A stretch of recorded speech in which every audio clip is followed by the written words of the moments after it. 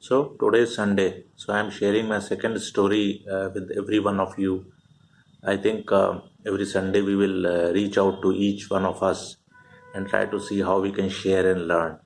So please subscribe to the channel, please view this channel, share and learn by Vikas. So what makes a great leader? I think when we talk about this subject, so many things comes in our mind. Basically, if we look at it, so one of the very important ingredient, what I personally feel, and I think that all the audience who are attached to the great leader is the business storytelling.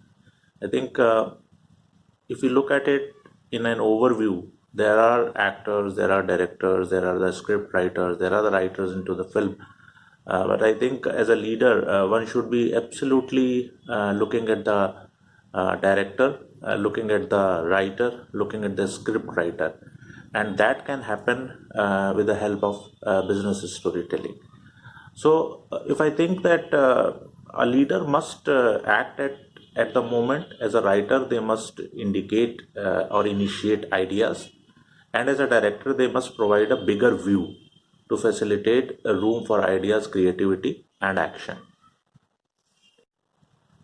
So, why, as a leader, you should focus on the storytelling? Storytelling basically helps you to build trust.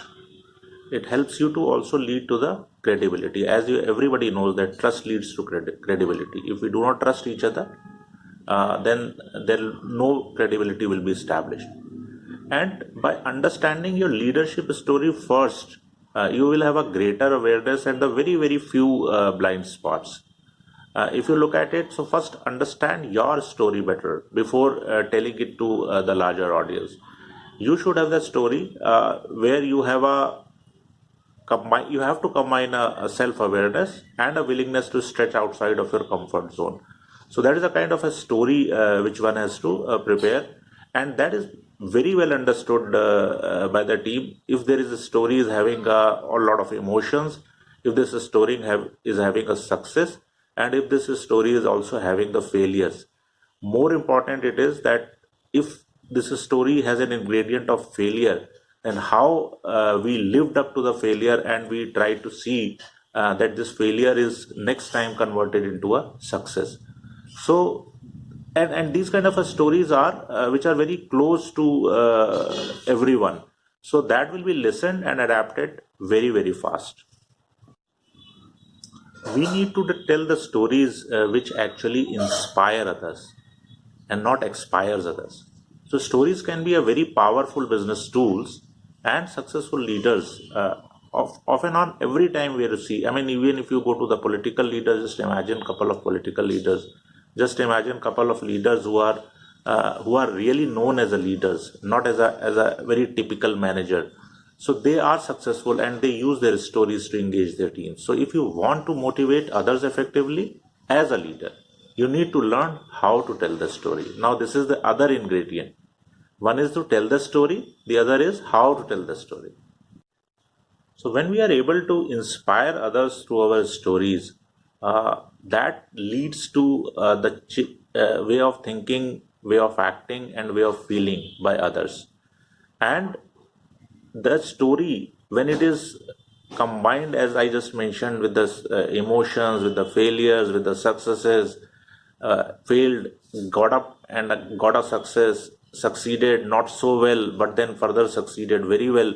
So these are the things which will help us and the audience also to tell and understand that yes, the goals are tough, stretchable, but they are possible, because the story which you are telling is actually the story, actually the real things which has happened. It is accumulated into that, and that is one of the reason that these stories are very much appreciated, and people inspired by these stories, and they act, and they also try to see that how they can achieve their goals. Just try to remember the celebrities, just try to remember many of the people, great leaders in the world. Actually, they only, what they do, they basically tell the stories. Your story means that it has to have a context, it has to have an action, because everybody likes action. What has happened next, what has happened there, when you did this, what was the result, what was the outcome, okay, you failed, then what you did, Okay, you passed, then what you did? Okay, you succeeded, then what you did? Then again I failed, then what you did? I consulted, and then I moved forward.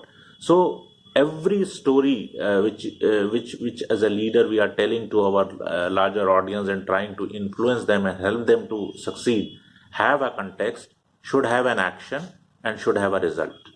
Of course, result is a maybe a success or a failure. If it is a failure, then how we again went on to achieve the success.